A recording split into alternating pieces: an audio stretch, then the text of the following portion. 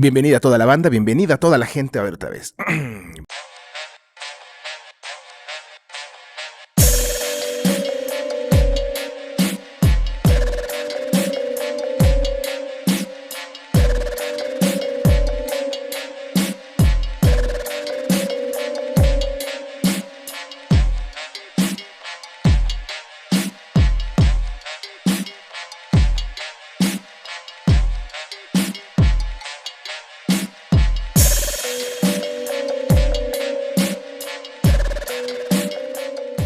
Bienvenida a toda la gente que sigue la Sociedad del Terror una vez más, una nueva semana en este episodio número 18 ya de la primera temporada de la Sociedad del Terror. El año se está acabando poco a poco, estamos ya a punto de empezar el 2022, terminar este 2021, año de ahí medio de transición entre la pandemia, empiezan las actividades presenciales una vez más este año, entonces pues ojalá que les haya ido chido y si no, pues ojalá que al menos hayan aventado unas buenas películas. Tendremos por supuesto episodios especiales. Próximo sábado 25 de diciembre se estrena el episodio especial de Navidad. Ahí espero que por la mañana esté disponible. Por si van a crudear, se van a aventar un plato de recalentado, pues lo hagan viendo unas buenas películas navideñas de terror. También probablemente tengamos un episodio especial. Bueno, definitivamente tendremos un episodio especial de fin de año. Ojalá, probablemente va a haber una colaboración ahí. Si alguien más quiere colaborar, adelante. En este episodio pues traigo la continuación del repaso que estoy haciendo acerca de la historia del cine de terror. Trato de hacer los episodios no tan largos, entonces voy a empezar a hacerlos por década. Había dicho que iban a ser 2 décadas, pero la verdad es que hubiera salido un episodio de casi 1 hora y pues sí se vuelve pesado. Entonces los vamos a hacer a partir de esta semana, van a ser por décadas y esta primera semana abarco la década de los 60. Si ustedes consideran que hay algunas películas que no pueden faltar, por supuesto pueden mandarnos un mensaje. Yo estoy tomando en cuenta las películas que a mí más me gustan y que aparte considero que han sido de influencia mayor, entonces pues bueno, ojalá que les guste. Traigo información también con respecto a un nuevo trabajo producido por James Wan, director de Malasia, entonces pues información al respecto. Una nueva película de Saw. Sí, ya igual que las grandes franquicias, pues ya le está entrando a eso de llegarle a las 10 películas, entonces pues una nueva sería la número 9, entonces información al respecto y también información acerca de la nueva película de la Universal Pictures que va a retomar uno de los monstruos más famosos que tiene, de los monstruos más populares, entonces pues está de regreso. Muchísimas gracias a toda la gente que sigue la Sociedad del Terror, comenzamos. Y como les decía, James Wan presenta una nueva serie para Netflix. Tal cual, el prolífico director detrás del Warrenverso, y que este año presentó Maligno, una muy buena película que estoy seguro estará en el top 10 de la mayoría de los críticos. Hay algunos muy cínicos que no les gustó, pero bueno, yo espero que ustedes la hayan disfrutado. Yo la disfruté mucho, la he visto ya un par de veces. Muy buena película. Pues ahora presenta una producción, él no la dirige, él solamente la produce, es productor ejecutivo, llamada la producción Archivo 81. Es una nueva serie de horror que estará disponible en Netflix, donde Wan funge, como ya les decía, como productor. Se sabe poco todavía acerca de la serie, pero pues lo que se conoce es que gira alrededor del formato del found footage, y pues que se sabe también que el guión está a cargo de Rebecca Sunshine, quien es una de las escritoras de The Boys, esta serie de Amazon, qué buena serie. Si no han visto The Boys, realmente yo creo que en cuanto a streaming se refiere, creo que Amazon Prime Video tiene como que quizá la menor cantidad de producciones, pero sí creo que tiene unas de muy buena calidad. Entonces pues The Voice es una de ellas, entonces es una de las escritoras de esta serie, también estará colaborando con James Wan. Entonces pues sabemos que este güey tiene aciertos y tiene errores en su filmografía. Uno de sus aciertos más grandes definitivamente yo creo que es Saw. Sin embargo, pues ya dentro del universo de los Warren, ya de repente le entran a cosas muy raras como La Monja, que pues raras por no decir chafonas, ¿verdad? Entonces vamos a ver qué ofrece esta nueva serie de James Wan para Netflix, entonces pues a estar al pendiente. Y hablando de Saw, Fíjense que la continuación de Espiral, esta película que se acaba de estrenar este año, ya está en el horno. Se estrenó hace poco, Saw Espiral, y que, pues, aunque fue un fracaso de la taquilla, generando apenas $40 millones, le dieron una luz verde a una siguiente edición. Digo, hacerla costó 20 millones, recaudó 40, entonces dijeron, pues venga otra edición de Saw. Esta película de Espiral, pues tuvo ahí a Samuel L. Jackson, Chris Rock, como pues los protagonistas, y ni así levantó. La verdad es que yo no la vi, ya no me dieron ganas, pero creo que para ser justo, y también con el espíritu medio completista, creo que sí le voy a dar una oportunidad. Josh Stolberg, uno de los guionistas de la película, publicó una imagen en Twitter donde decía que estaba puliendo, ¿no?, entre comillas, el guión de la nueva película. Además aseguró que los fans de John Kramer estarán muy felices con el resultado. Saw es una franquicia que tiene altibajos también, como hablábamos de James Wan y sus claroscuros, pues creo que eso también es uno de esos. Sí, creo que en su mayoría es una franquicia que se decanta hacia lo positivo en lo general, pero digo, yo espero que sí le den un giro distinto, porque sí cansa también un poquito la misma fórmula una y otra vez. Creo que quizá en la película número 2, en Saw 2, sí le dieron como un giro chido, pero ya a partir de ahí, pues hasta se ha vuelto medio previsible, ¿no? Medio predecible las temáticas y las tramas. Entonces esperemos que pues esta nueva película traiga poquito más en el morral. Y como les comentaba, fíjense, estábamos hablando de la Universal Pictures apenas en el episodio pasado, y ahora resulta que la productora lanza un nuevo remake, tendrá un nuevo remake de uno de sus monstruos más famosos, y me refiero a El fantasma de la ópera, novela de Gaston Leroux, que en esta ocasión contará con un guión original que lleva por nombre simplemente Phantom. Fue escrito por John Fusco, quien pues es uno de los guionistas jóvenes pues más interesantes. Traen esta propuesta pues interesantilla, ¿no? Ahí con tratando de mezclar lo clásico con lo moderno. Esta nueva historia transcurre en la escena de la vida nocturna del mundo de Nueva Orleans, el mundo del jazz, ¿no?, del soul, del funk. Y pues ahí va a estar ligado, digamos, con El fantasma de la ópera, con esta obra clásica, con este monstruo clásico de la Universal, que en su momento lo llegó a interpretar Lon Chaney de forma excepcional. Lo hablamos en el episodio pasado precisamente. Entonces, pues vamos a ver qué pasa con la nueva versión de este monstruo de la Universal. Decíamos también que pues ha tenido aquí como varios errores últimamente. Esperemos que esta película tenga al menos un alma de terror y no sea pues alguna jalada como la de Drácula Untold o esa basura que fue La momia con Tom Cruise. Qué mala película. Entonces pues esperemos que esta esté un poquito más chida. No hay fecha aún todavía para su estreno. Parece que se están tomando el tiempo para hacerla bien. Entonces pues ojalá salga algo bueno. En el primer episodio de esta serie abarqué desde los orígenes del cine hasta la década de 1950 en cuanto a películas de terror se refiere. En esta ocasión, y para no hacer los episodios tan largos, me voy a dedicar únicamente a los 1960, a la década de los 60, que pues como todas las etapas de la humanidad pues tiene ahí sus particularidades. La decadencia de la Universal Pictures a finales de los 50 trajo consigo pues varias oportunidades, ¿no? Hay quien dice que los problemas también pueden ser vistos como áreas de oportunidad, y creo que en este caso el cine de terror es un ejemplo claro.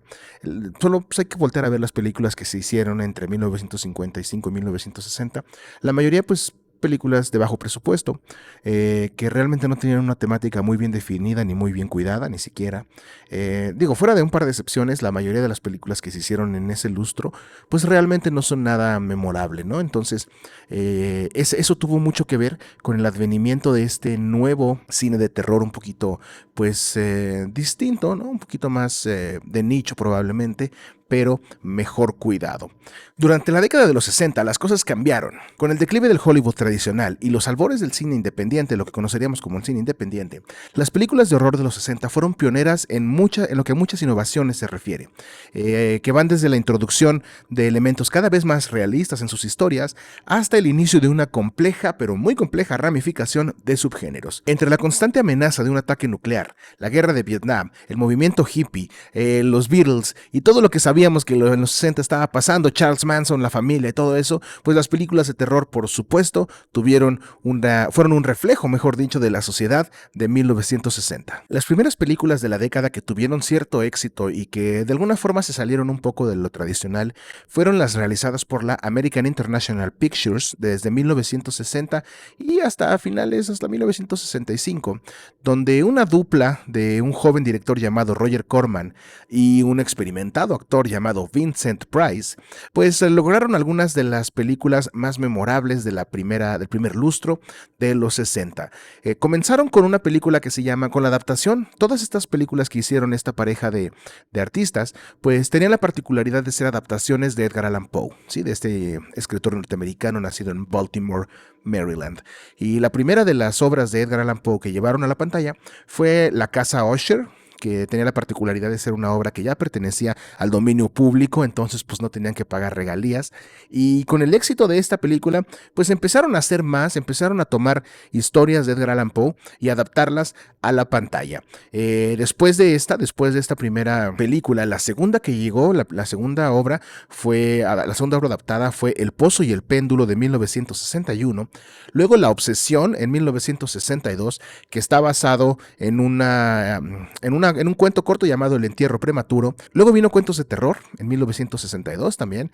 Y luego El Cuervo, quizá una de las obras más populares, o quizá la más popular de Poe, que esta película ya empezó a darle como un giro medio cómico al género. Entonces ya no era una película 100% terror, ya fue una terror comedia, lo cual la hace una película mucho más disfrutable desde mi perspectiva.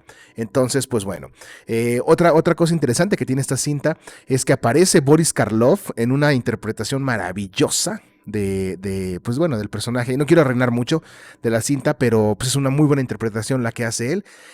Además de que aparece también el polifacético actor Peter Lorre, quien pues definitivamente es una adición de primer nivel. Esta película del Cuervo, repito, pues fue quizá la más exitosa de este ciclo de cine creado por Roger Corman y Vincent Price, que realmente esta dupla estuvo prácticamente presente en todas las películas, excepto en La Obsesión, la película de 1962. Esta película no fue protagonizada por Vincent Price, esta fue protagonizada por Ray Milland, otro actor. De ahí en fuera, todas las demás tuvieron al buen Vincent como protagonista. Pensando en que la obra de Edgar Allan Poe se empezaba como a agotar, ¿no? Que la fórmula empezaba a agotarse, Roger Corman realiza la adaptación del caso de Charles Dexter Ward, este cuento, esta obra de H.P. Lovecraft, otro de los grandes, otro de los titanes del terror norteamericano. Sin embargo, y miren lo que son las cosas, las casas productoras, pues cagándola desde tiempos inmemoriales, la AIP consideró que el hecho de adaptar una obra de H.P. Lovecraft rompería la continuidad del universo de Edgar Allan Poe, por lo que decidió, contra los deseos de Roger Corman y contra toda lógica, cambiarle el nombre a la película. Y aunque, como les decía, el guión está basado en esta obra de Lovecraft, vaya, el personaje principal de Vincent Price se llama Charles Dexter Ward, estos güeyes decidieron cambiarle el nombre y lanzaron esta cinta en 1963 con el nombre de El Palacio Encantado, como la obra de Edgar Allan Poe, que realmente pues no tenía ninguna relación con la película. La última cinta adaptada que realizaría la dupla Corman-Price llegaría con La tumba de Ligeia de 1964, cerrando el ciclo con una super actuación de Vincent Price en lo que algunos críticos consideran que es la mejor de las 8 películas del Poe verso. Yo no soy de esos, yo creo que la mejor es El Cuervo, porque aparte está chistosa. Entonces, pues bueno, esta serie de películas fueron las primeras, no fueron una franquicia como tal, porque eran películas unitarias, pero sí fueron unas de las primeras cintas que dentro de un universo, dentro de una continuidad, digamos, se lanzaron de esta forma, ¿no? Se lanzaron de forma pues prácticamente estructurada para tratar de darle un sentido pues único, o un camino a la obra, ¿no? A la obra de Roger Corman y Vincent Price. Sabemos que Roger Corman en los 70 pues explotaría, digamos, su lado más serie B, con pues unas cintas ahí memorables, particularmente Piraña. Él fue el productor de Piraña, esta cinta de los 70 que hasta la fecha sigue causando conmoción. Entonces, pues bueno, empezó dirigiendo a Vincent Price. Bueno, no empezó, él tenía ya obras desde antes, pero pues bueno, él estuvo acompañando el horror desde el principio. Imposible es hablar de la década de 1960 y no pensar automáticamente en el maestro del suspenso, y me refiero por supuesto al gran Alfred Hitchcock, quien es sin duda uno de los referentes más importantes en cuanto a cine de terror se refiere en esta década. Y es que, si bien el cine de Hitchcock es pues muy prolífico, tiene muchas películas, y sus obras más interesantes, porque no, quizá no las más importantes, pero sí sus más interesantes desde mi perspectiva, se encuentran dentro del lado del suspenso, del terror. Lo más importante que debemos considerar es que pues, la obra de Hitchcock es prácticamente pues, su propio género, ¿no? La forma tan innovadora que él tenía de trabajar, de utilizar la cámara, la sonorización, el montaje, cosas que para los que quizá no estamos tan clavados, pues nos podría pasar de largo. La manera en la que él lo hizo hace 50 años, que hasta la fecha sigue siendo pues de una forma, de una creatividad enorme, creo que pues es el legado que deja este gran director inglés. Aunque su primer trabajo data de 1925, que es una película, un cortometraje llamado El Jardín de la Alegría, una novela muda basada en el cuento, en la obra homónima de Oliver Sandys, una escritora inglesa que lanzó varios cuentos. Esta Oliver Sandys es una escritora muy prolífica que también se conoce porque tuvo muchísimos seudónimos, o sea, creo que tuvo alrededor de 30 seudónimos o algo así. Entonces pues es una persona que escribió muchísimo, y la primera obra de Hitchcock es una adaptación de uno de sus cuentos. Sin embargo, no fue sino hasta la década del 50 que Hitchcock alcanzaría su esplendor. Aunque ya había tenido una nominación al Oscar poquito antes, ya había ganado la mejor como mejor película, no como mejor director, pero ya había ganado el Oscar como a mejor película por la cinta de 1930, Rebecca, aunque ya llevaba algunos años en Estados Unidos, no fue sino hasta los 50 en que realmente las obras maestras, sí, empezaron a darse en la carrera de Hitchcock. En el 54 Hitchcock estrenaría La Ventana Indiscreta, que es probablemente una de sus obras más famosas, que cuenta la historia de un fotógrafo en Nueva York que, pues con la pierna rota, no le queda más que estar viendo ahí en su departamento, y por la ventana de su departamento, mejor dicho, y en esas se anda cuando cree que uno de sus vecinos mató a su esposa, y que pues a partir de ahí comienza a obsesionarse con la vida de sus vecinos, o en particular con la de este güey Thorwald. Entonces, pues bueno, es una película que le valdría el premio del Círculo de Críticos de Cine de Nueva York y 4 nominaciones al Oscar. Ya apuntaba al cine de suspenso, ya apuntaba al cine de terror la obra hitchcockiana. Pero no fue sino hasta 1960. En su momento cumbre como director llegaría hasta 1960, y comenzaría con probablemente su obra más famosa, que es Psicosis, de 1960, protagonizada por Anthony Perkins y Janet Leigh, y que es considerada una de las obras maestras de su carrera, junto con mi película favorita de él, mi personal favorita, que es Los Pájaros, película de 1963, es realizada por Tippi Hedren y Rod Taylor, una cinta de suspenso y terror en su estado más puro, porque el terror natural es para mí uno de los estados más puros.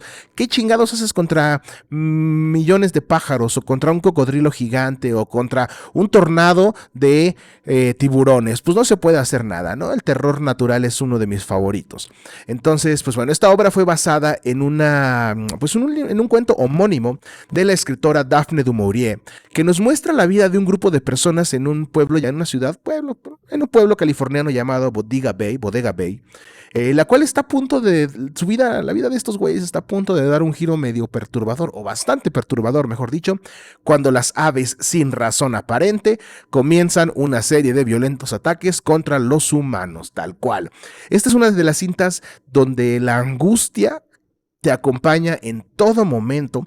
Se logra con unas actuaciones muy muy buenas, una ambientación muy interesante y unos efectos que, pues aunque propios de su época, en verdad generan pues generan algo en el espectador. Esta es una película muy, muy buena. Si ustedes no están no le han entrado tanto a la filmografía de Hitchcock, que pues tampoco yo no conozco así, quizá conozco unas 10 o 12 de sus películas, no más. Si ustedes se meten a IMDb, pueden encontrar que su filmografía es muy, muy vasta, pero creo que esta, Los pájaros, es una manera muy, muy buena de comenzar pues a revisar un poco la filmografía del gran maestro del suspenso, Alfred Hitchcock, una de sus, pues quizá uno de los trabajos más, uno de los directores más referenciados, más reverenciados y más parodiados también. En Los Simpson hay al menos 3 o 4 de sus obras que han sido parodiadas. Entonces, pues ahí chequenlo, uno de los grandes de la década de 1960. La segunda mitad de los 60 también trajo algunas de las cintas que sirvieron como base para el cine de horror de los 70 y pues obviamente hasta la fecha. Una de ellas, una de las películas más importantes, es obviamente El bebé de Rosemary de 1968, cinta del polémico y muy polémico director Roman Polanski, a quien al parecer pues lo ha perseguido la desgracia, quien realizó esta cinta protagonizada por su entonces pareja Mia Farrow, a quien sabemos que pues, falleció ahí en manos de la familia Manson, ¿no? En uno de los crímenes más famosos de la historia. Esta cinta cuenta la historia de la familia Woodhouse, que son Guy y Rosemary, quienes se acaban de mudar a un nuevo departamento de la ciudad de Nueva York, ignorando las advertencias de que en ese departamento habían pasado cosas turbias. ¿Cuándo vamos a aprender? Oigan, si ustedes se van a mudar a una casa y alguien les dice, oye, en esa casa ha habido rituales de brujería, oye, en esta casa ha habido asesinatos, no se muden ahí. Si algo nos ha enseñado el cine de terror es a no ser pendejos. Si nosotros vemos actividad paranormal en una casa, si llegas y de repente te mueven las cosas o algo así, salte pitando de ahí, no se te ocurra ponerte a investigar. Si algo nos ha enseñado, repito, el cine de terror es andar bien al tiro. Entonces, pues en esta película, estos güeyes, los Woodhouse, Guy y Rosemary, ignorando el pasado que tiene su departamento, pues deciden mudarse. Estando ahí en ese nuevo edificio, conocen a los Castevet, una pareja de ancianos que pues medio entrometidos, pero parecen buenas personas, que eventualmente pues deciden eventualmente, mejor dicho, muestran que no son tan buenas personas sin revelar mucho. La pareja comienza a tener mejor suerte, a este güey le empieza a ir mejor en la chamba y así, por lo que deciden tener un bebé. Sin embargo, lo que ellos no saben es que todo es una trampa para que a través de ella puedan hacer nada más y nada menos que el hijo del demonio. Una cinta tan bien realizada que de repente se olvida que estás viendo una película de terror, o sea, por la calidad visual que estamos observando en pantalla. El bebé de Rosemary es una cinta cuya influencia se siente en películas que van desde El Exorcista de 1973 de William Friedkin, La Profecía del 76 de Richard Donner, Poltergeist, ¿sí? de Tobe Hooper del 82 y hasta La Bruja de Robert Eggers, esta película de 2015. Yo puedo mencionar así, top of my mind, esas 5 películas que tienen una influencia directa del bebé de Rosemary, una gran película que, repito, se está rodeada por la polémica, la familia Manson y todo. Digo, los 60 fueron una época muy turbia y creo que esta cinta y toda su historia es una muestra palpable de cómo el cine de terror, cómo la realidad, mejor dicho, es a veces más aterradora que las películas. La segunda cinta que lo cambió todo fue definitivamente La Noche de los Muertos Vivientes de 1968, dirigida por George A. Romero, que como ya sabemos, aunque no es la primera película de zombies en la historia del cine, sí es probablemente la de mayor influencia en lo que se refiere al género. He hablado ya mucho acerca de esa película en episodios anteriores, pueden ir a buscarla, por lo que no voy a ahondar mucho más en este comentario. Sin embargo, pues no podía hablar de la década de los 60 sin mencionarla. Además de estas dos, otras cintas de la segunda mitad de los 60 que vale la pena mencionar son Black Sabbath de 1963, una gran cinta italiana dirigida por Mario Bava, que pues más bien es una antología de 3 historias de horror sobrenatural bastante estilizada, unas películas muy bonitas, con la presencia en pantalla de Boris Karloff, quien se desempeña de forma magnífica en todos los cortos. Él aparece en las tres historias, que además de todo, en cuestiones técnicas del cine como la iluminación y los efectos especiales, fue una cinta extremadamente innovadora. En verdad es una gran película. La banda Black Sabbath pues toma su nombre de esta cinta, entonces pues imagínense, ¿no? Bastante oscura. Las 3 cintas están muy interesantes. Mi favorita es, no recuerdo si es la tercera o la segunda, la que es como un poquito más acerca de demonios y así, creo que es la tercera. Tiene mucho que no veo ya esta película, pero pues bueno, interesante definitivamente Black Sabbath de 1963. Mario Bava también es uno de los directores italianos más prolíficos que hay, entonces pues sus historias en pantalla también son muy particulares. Tiene un toque que es pues razonablemente reconocible. También está la gran película japonesa Onibaba de 1964, dirigida por Kaneto Shindo, que ya es prácticamente un clásico en el cine nipón. Es protagonizada por Yoshimura Jitsuko y Otago Bobuko, y cuenta la historia de dos mujeres, quienes son suegra y nuera, que viven en el Japón rural del siglo XIV y que estaba en guerra. Pues ya sabemos que el Japón vivió en guerra pues hasta la fecha prácticamente, ¿no? Entonces, en aquel entonces se encontraban en plena guerra, y estas mujeres pues se encontraban a la espera de que llegara el hijo slash esposo de ellas. Sin embargo, pues eventualmente regresa uno de los compañeros de este güey, quien cuenta que pues el vato estaba muerto, ¿no? Se murió.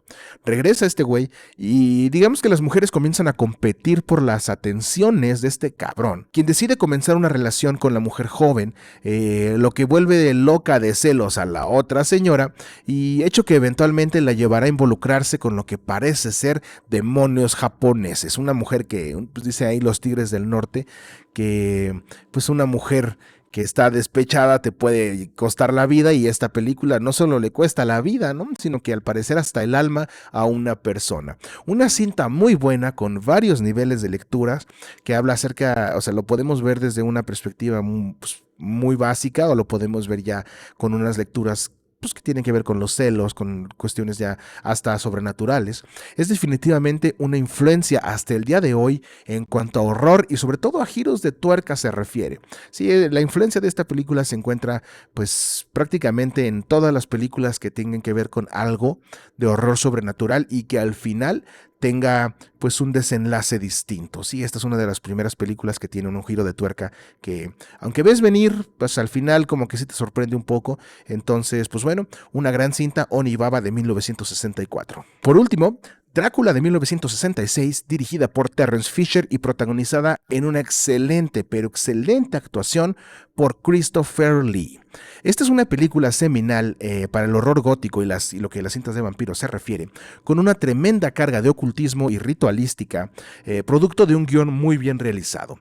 En verdad es que la década de los 60 fue una época pues medio de transición entre el cine clásico de las grandes compañías de Hollywood a un cine independiente mucho más cercano al público, hecho fundamental para que en la siguiente década el terror creciera sin precedentes. Esta película de Christopher Lee, pues creo que es uno de las grandes interpretaciones de vampiros se refiere.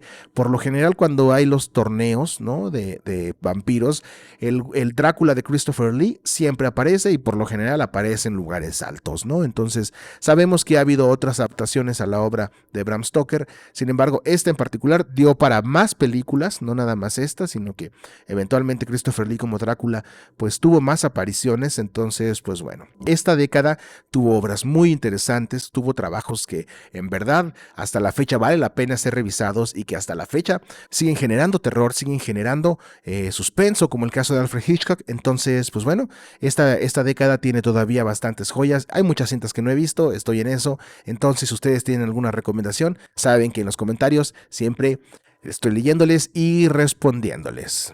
Y si han llegado hasta aquí, quiero agradecer a toda la banda por quedarse en una asamblea más. Ustedes saben que son muy importantes, su opinión es muy importante para mí. Entonces, me encantaría leerles en los comentarios. Saben que pues hay varias formas de apoyarnos. Si ustedes están viendo esto en YouTube y no se han suscrito, suscríbanse, activen la campana, todo eso en Spotify, en Google Podcasts. Estamos disponibles en esas pues esos tres medios. Entonces, pues muchísimas gracias a toda la banda. Feliz Navidad, si es que no me escuchan hasta ese momento. Y pues nada, nos vemos en la siguiente semana. Adiós.